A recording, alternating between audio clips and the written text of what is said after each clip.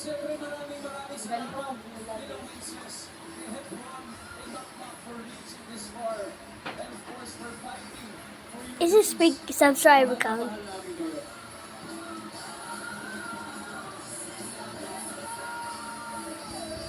Wala sa lahat, Coach Fabio. Masasabi ko sa inyo, Robert Pablo, congratulations. Una sa lahat, deserving ko lang sila manalo ako na. Pero, ito sa mental level na. Ayun, talaga na sinabi ko, napapapa talaga ako sa kanya. Kasi nakita ko yung improvement niya. Alam ko deserve niya ito. Alam ko ginagalingan mo sa lahat ng ginagawa ko. Pero, kung makakalimutan yung moment na to, yung journey mo with these kids, yung mga natutunan mo, laging babahulin mo. Kasi marami kayo pupuntaan. So, hindi mo palagi. Ang bawat tangkas na tinawag ni Nevin sa tagumpay nagtapos.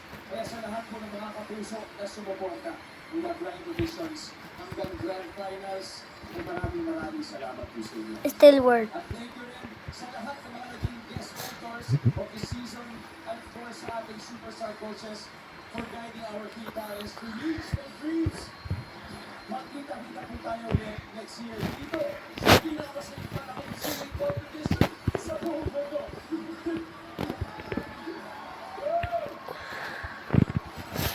This is The Voice.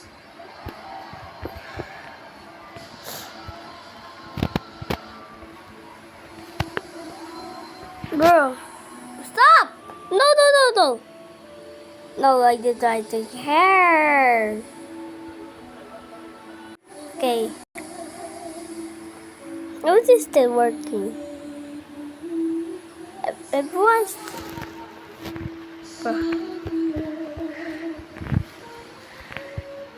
Bro, the wrong one.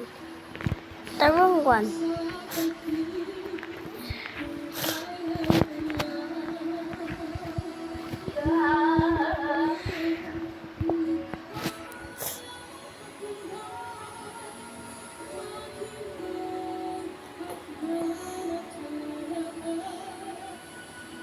Bro, how do you go erasing?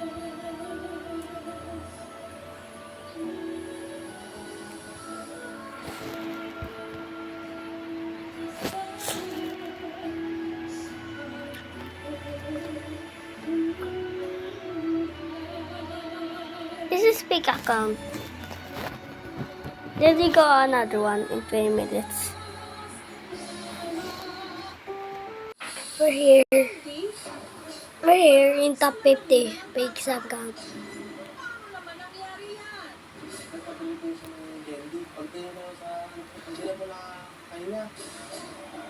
Maitim na siya, nag-lock na po yung bibig ng bata.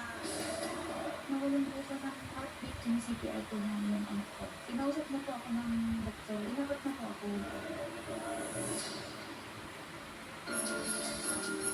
Isa sa paborito nating panghimagas na siguradong hindi mawawala ngayong Noche Buena. Leche flan. Creamy, hindi siya masyado matamis. Pagtsagat namin yung lumago. Ngayon po, kaya ko po bigay ng 6 digit po sa isang buwan. Para siyang leche plan ko na maliit lang. Nilabas namin siya first day pala, almost so bad. Dahil di umano sa na-infeksyong pinaretoking ilong Nasa 3 to 4 M na gastos ko. at isang OFW mula Japan. Ang agaw buhay. Talagang nawala na po siya ng pulso. Namatay ako ng 16 minutes. Nabulok yung pinaka-cartilage niya sa gitna, yung pinaka-buto. Nilagay niya silicone, hindi yung cartilage. Gusto ko na musti siya. Gusto ko matanggal na siya ng lisensya niya. Pagbayaran yung ginawa niya sa akin.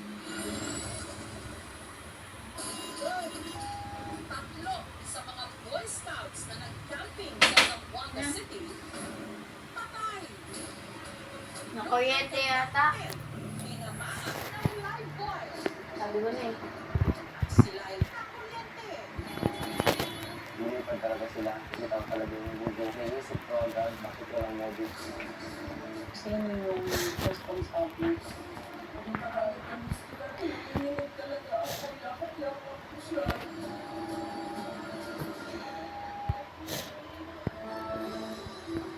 Nakakita na ba kayo ng libo-libong mga anghel? Parang ulit na makilala yung Angel Festival. Maabot kami sa mga nasa 900,000 plus na kabataan dressed in angels. Para sa magtatanda ng San Rafael, Bulacan na masungkit ang Guinness World Record, ang largest angel gathering in the whole world.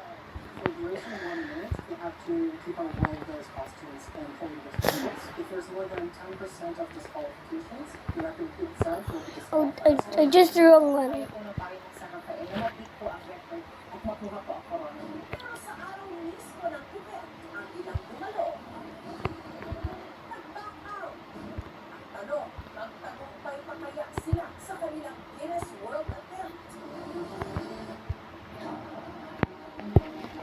Huh? Comes more after round. Ang pagsabog ng How?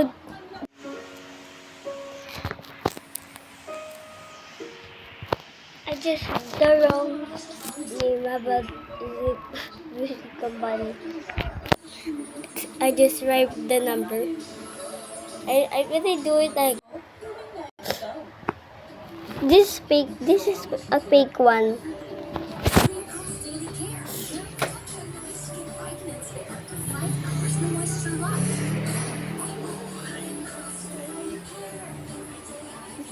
This is up count. Nagbago ang pangangailangan natin tulad ng mental health. Dahil sa depression at bullying, tumataas ang suicide rate. Kaya dapat bago ang pangalang at mga programa. Para magbago ang Pilipinas, dapat may bago. This is a fake sub count. Okay. Okay. Is it almost fake sub count? Ew, di ba eh? Versus DMC. Happy 20th anniversary sa atin mga kapuso! Wait na! Si company. Mga bata, sa Paskong darating, excited na ba kayo sa mga natatanggap ng candy? Ingat lang ha, dahil ang hamak ng candy, pwede palang maging mitya ng buhay. Paano candy? Kumain siyang candy. Hindi mahilig sa candy si Gia. Yung Pasko, kung kailan uso ang bigayan ng mga candy para sa mga bata, paano makakaiwas sa mga aksidenteng ganito? Mga magulang, hindi lahat ng candy harmless at pwedeng ipakain sa inyong mga anak. Sa Nueva Ecija, may 3 taong gulang na bata na nabulunan dahil sa ipinakain sa kanyang matamis at makulay na candy. Nagsimula ang lahat umaga ng December 4 sa San Jose City sa Nueva Ecija. Tinawag ni Hazel ang kanyang mister na si Christian. Busy po yung magkapatid na naglalaro po sa labas. Sinutosan ko po yung mister ko na yung mga sabon. Ngayon narinig po niya na umiiyak po siya, nasasama ako. Ang tinutukoy ni Hazel, Almost ang there. 3 taong